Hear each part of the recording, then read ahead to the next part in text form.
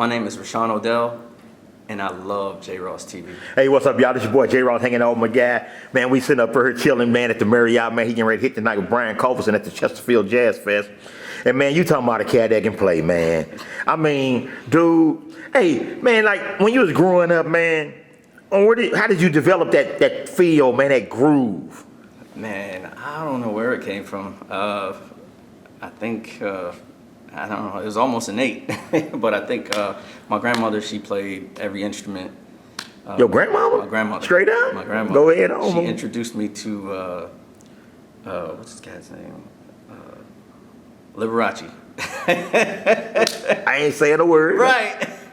So Liberace and a plethora of other instruments, you know, just, I guess that was it. And then my dad played too. So was the bass your first and only choice? You know, that's what you felt in your spirit? No, that was last. Yeah? That was last. Well, I should say that was the instrument that spoke to me. I had, there was drums, violin, and then bass came at the end of high school. Yeah, it just fell in your lap, or somebody introduced you to it, or you just... I couldn't play basketball anymore.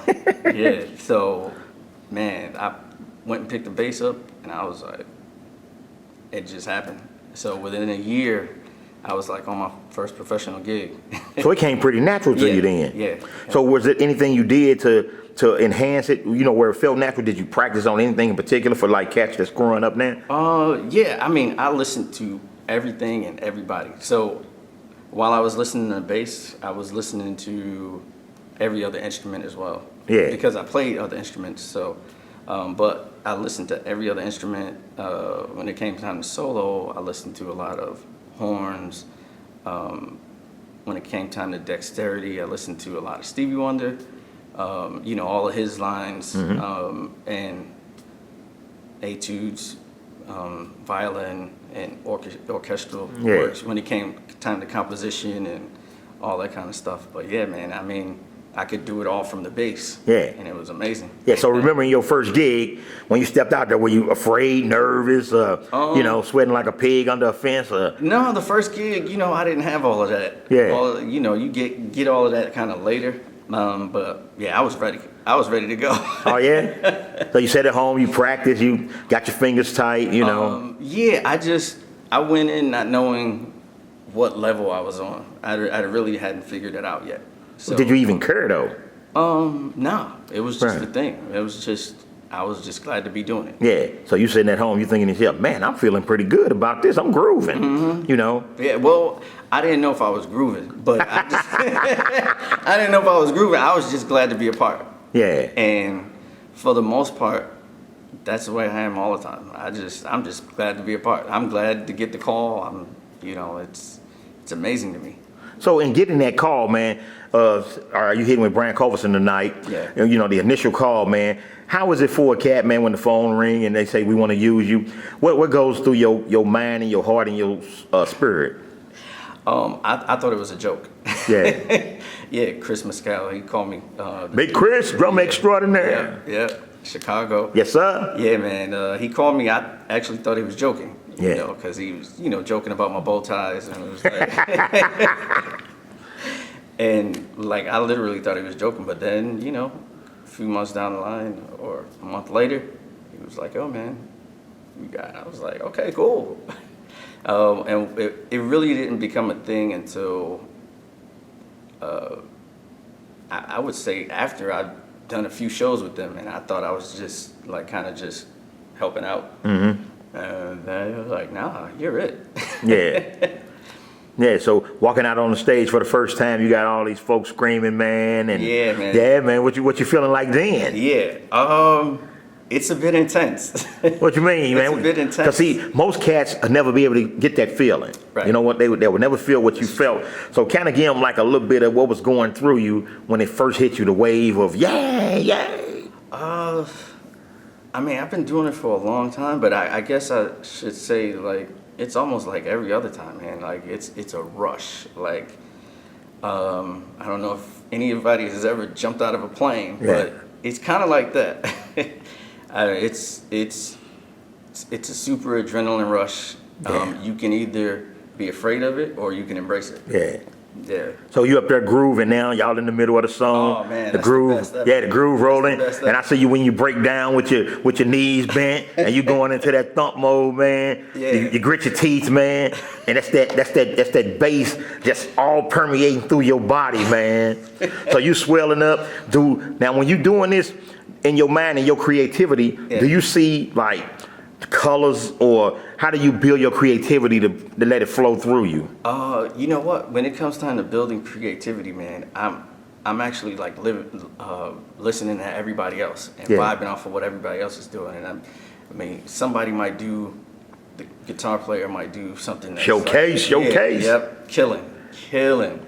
Yeah, he might do something, and then the keyboard player might, almost like an answer, but the way the music is formed, like everybody has a space. Yeah. And when everybody gets in that space, like nobody's playing too much. I mean, because it's not that type of gig. Because we got 13 guys on the stage, but Right. like everybody's playing their part. And when everybody plays their part, like it just Melt together, Oh. yeah, like butter. man. And then Chris is like, I mean, I can't even express like, because everybody's on IEMs, so it's like ridiculous. Yeah. It's ridiculous. So once all right, now once the show over, you winding down, you have reflections sometime, and what do you reflect on? Do you reflect on your performance or the band performance, or do you recall the music in your head, or how you play that off? I recall, you recall a lot of things, but for the most part, I will suggest to everybody, man, leave it all on the stage. Yeah. Yeah, because you can rack your brain if it's wrong or right or whatever. But like if it's a great show, leave it at a great show. Just on to the next one. On to the next one. Yeah. Yeah. So now, what about your parents, man? How did they feel about it? When you were coming up, man, I want to be a musician. It was cool until it was cool until I got to a point, and then my dad is like super conservative, so he's like, well, you're gonna get a job, right? So he didn't consider it to be a job. I think you should get a job, like with benefits and stuff like that. Right. So how did you convince them otherwise? I pushed harder. Yeah. And then I take that back. I did for a time try to appease everybody, because you get older, you get responsibilities and stuff like that. And then I tried to appease everybody, and literally, I thought I was gonna retire from corporate America. Got laid off, took the buyout, and I ended up right back in the music. Praise God, ain't it? Yeah, man. Yeah. It was crazy. Like literally, it was crazy. Within 30 days. Yeah. Well, I know you ain't got a lot of time because y'all got to hit that bus. But what's up next for you? What you want to see yourself doing down the road, not too distant future? No, I'm actually working on a score, orchestral score. Yes, sir. For If you can't say it, don't say it. Yeah, I can't. Really Yeah, you say don't say it. But so it'll be debuting in the beginning of the year. Yeah. I have to be finished by October. Now, writing scores like that, is that a hard thing? It's a lot of work. A lot of work. It's a lot of work. Hey, It's a lot of detail, a but lot of work, a lot of reward. a lot of reward. But I know you got to roll, man, because y'all going, what time y'all hit, 7? 8. 8? So, we're going to let my cat roll. And so tell folks where they can find you at, man, on Facebook, YouTube, Instagram. I do have a Facebook page. I think I'm not sure, RO, the official page. Don't quote me on that. But Rison Odel. Spell that, man, because all Instagram. our folks from the hood, man. Yeah. RISHONODEL. Yeah. On Instagram, Twitter. Don't go to Twitter unless you might see a whole nother side. But yeah, Instagram and Facebook. All right, y'all, that's my boy, Rison Odel. We in St. Louis hanging out at the Marriott, y'all. Getting ready to hit with Brian Culbertson tonight at the Chesterfield Jazz Fest. This your boy, J. Ross. We 10 million strong and we gone. Peace.